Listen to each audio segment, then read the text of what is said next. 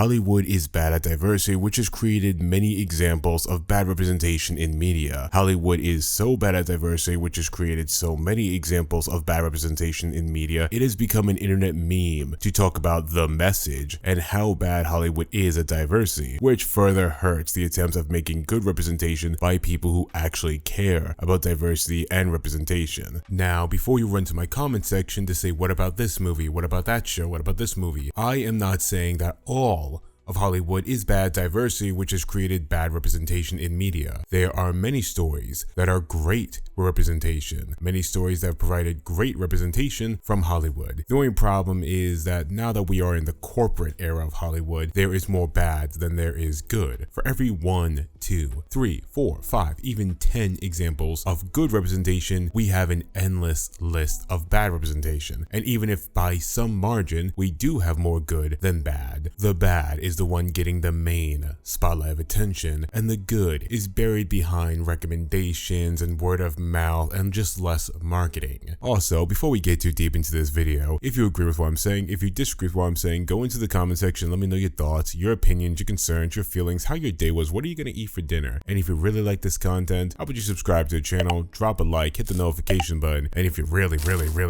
like this channel, consider joining the YouTube membership program or the Patreon. Shut the fuck up! There's nothing wrong with diversity. Diversity is a part of life. What many people don't understand though, on both the political spectrum of the extreme left wing and right wing, is that diversity is more than just skin color, sexual orientation, gender identity, or the different types of drugs I'm currently on. An entire black community can still be diverse because those people will be from different walks of life, with different belief systems, experiences that have molded them, incomes, and just looks. Just like Lord of the Rings.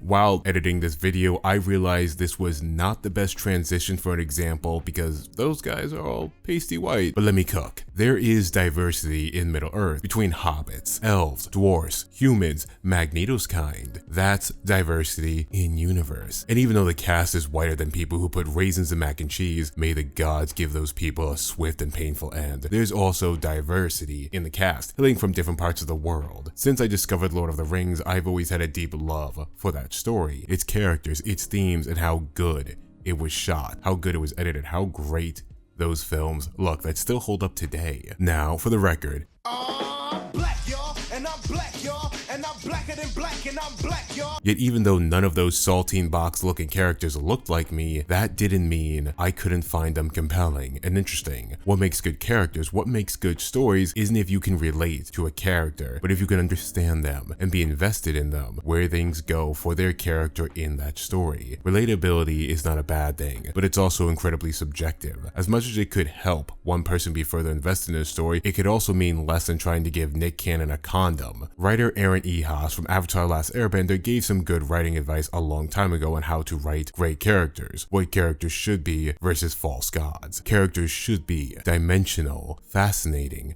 compelling, and believable, while the false gods were characters being likable, relatable, and sympathetic. Aaron makes a point to say that these are not bad things, but are often misused and can ruin a story, and that's because everything on the right, the false gods, are subjective and can be interpreted differently or have different results depending on who the writer is and how well they wrote the story, while everything on the left is based on the writing quality, based on the work put into the characters and the story, and everything on the right is how much of themselves an audience member can project onto the characters and the story. I'm not an elf. I'm not a dwarf. I'm not a hobbit. I'm not a wizard. Sorry, Hagrid.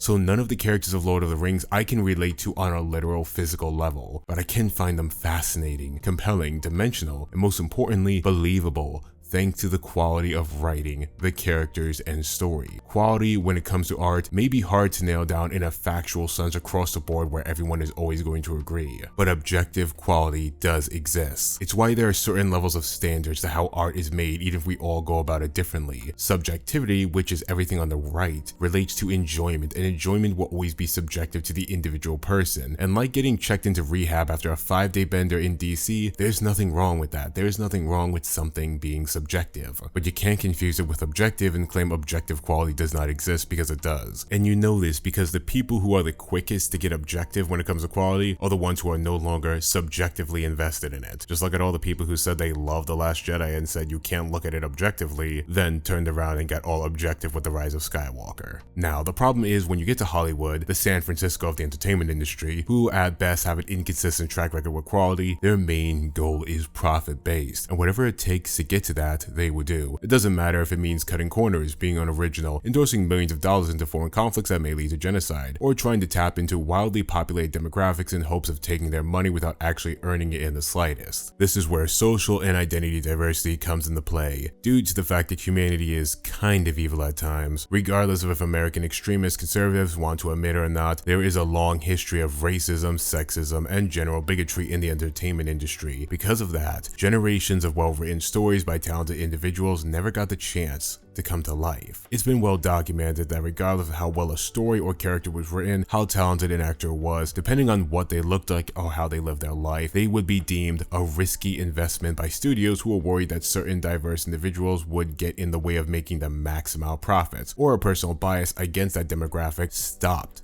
those people from being able to go forward in their careers. Too long didn't read. If it wasn't white, it wasn't right, according to them. It would take longer for me to list how many people of color never got a chance in the industry than it would be to list the ones that did. And even if they were white women, it still wasn't easy. For every Princess Leia, Sarah Connor, Ellen Ripley, this woman, that woman, this woman, that woman, a black woman of all things that was the hardest to get into Hollywood at the time, there were still countless other women who were snubbed out of ever being in the spotlight due to their gender, due to their race, and it happened for generations. Now, times have changed. Thanks to many trailblazers and activists making it harder for bigots to be bigots, the entertainment industry now looks different. Now, because of those generations of bigotry, sexism, and people being locked out of the room, there is a demand for those stories and storytellers that were rejected to now have their time in the sun. For more diversity in the American entertainment industry, and while America isn't the end-all be-all when it comes to the entertainment industry, especially these days, that's not to say there aren't great filmmakers and stories from America that deserve the spotlight. And let's face it, considering most of the big entertainment studios are from America, well, you can't lock them out of the room. But this demand for that can blind people to the lack of quality and open them up to manipulation by Hollywood, who in many ways have not changed from their profit-only mindset, especially when it comes to American extremist liberals. Many, if not most of the big studios care nothing about anything besides profit, yet they understand the monetary and public relations value for tapping into underrepresented groups through diversity. And because of those groups have been wrongly locked out of them for so long, Hollywood knows that they don't have to try as hard at times because many of them will take anything over nothing. It's the better to eat at the table than starve mentality. Take one step forward so you can hopefully take more later. The only problem is Hollywood still does not care about quality, and if anything will invest less quality into diverse projects, creators, or characters because they still view them as a risk to other parts of their demographics, but they still also want the money from those underrepresented demographics. Shit, just look at Madam Web, an all-female cast of superheroes, written by two white guys who have the collective talent of an E-celebrity trying to promote the latest Disney film. Hollywood may be able to cash in on this empty virtue signaling for a bit, but eventually not only does this stop being as profitable, people who don't care about diversity will begin to call it out, and people who do care will call it out even more and even more passionately. Diversity without quality means nothing. Diversity without quality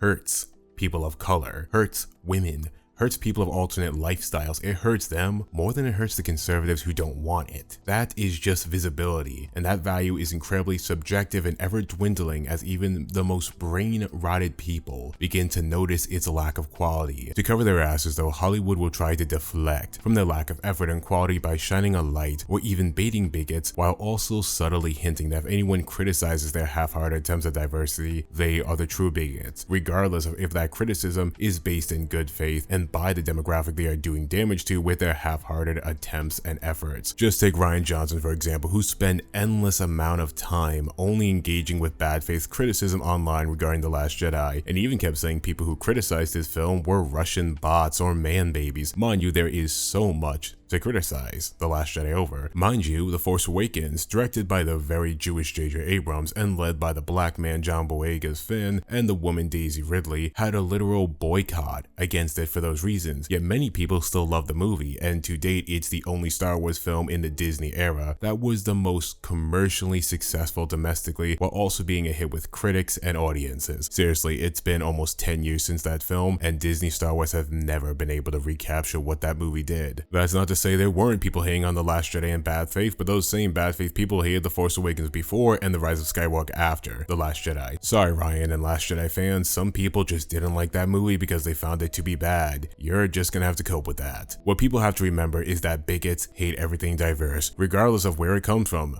That's the point of being a bigot. Hate for the sake of hate. It doesn't matter if it's a mainstream blockbuster from a giant AP or a small art house film from an indie production company. And regardless of those bigots, there are a lot of people who are not bigots who just want well-told stories or to be entertained. They don't even care or think about stories, characters, or creators beyond their own entertainment. And those people are usually the GA for the most part. The ones not online like that, the ones not up to date with whatever culture war or bullshit that is raging online. This is why there is a growing pushback against virtue signaling from studios. Yes, there is a regressive pushback from bigots who don't want diversity or wrongly blame diversity, and not the studios for the growing lack of quality across the industry. Those people are the loudest and sadly, like mentioned above, indirectly help the studios by giving them a boogeyman of sorts to deflect criticism from. When was the last time you heard someone complaining about Star Wars and instantly someone said, "Oh, sounds like the Phantom Menace"? Mind you, the Phantom Menace is basically irrelevant at this point. Mind you, Disney Star Wars has lacked quality for years, and there is multiple reasons to do with that have nothing to do with diversity or representation. It has just strictly to do with quality. But again,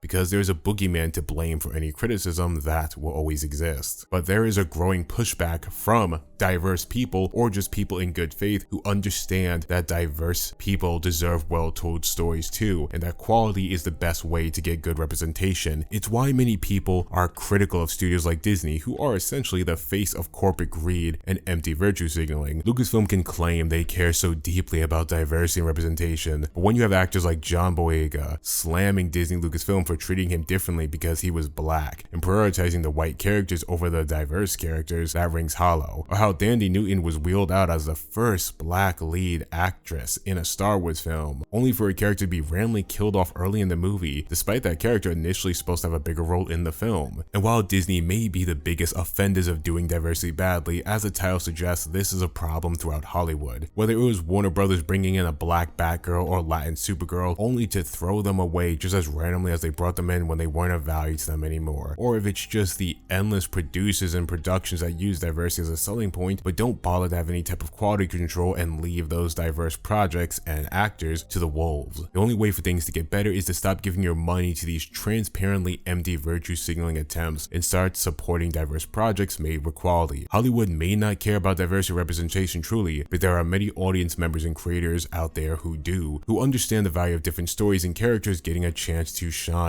By actually supporting those stories, we can actually bring in a better landscape of media. And when Hollywood sees that there is money to be made with quality stories again, when they see that diverse casts are more than just a selling point, then that's how we get good representation again. That's how we get good stories. The problem may have started with Hollywood, but it's only through us that there's ever going to be a solution. Your money and your time is your word. Invest it wisely. Thank you for making it to the end of the video, and thank you for your views. Thank you to Molly, Steffi, M, Lola, Rhea, Jason, the Cloney Boy, and all my Patreon and YouTube supporters, my channel manager Chloe, Frank the FBI agent who judges my life choices and my internet history, and all of you who have commented and watched my videos. No matter what time you're watching this, good morning, good afternoon, and good night. I'll see you for the next video.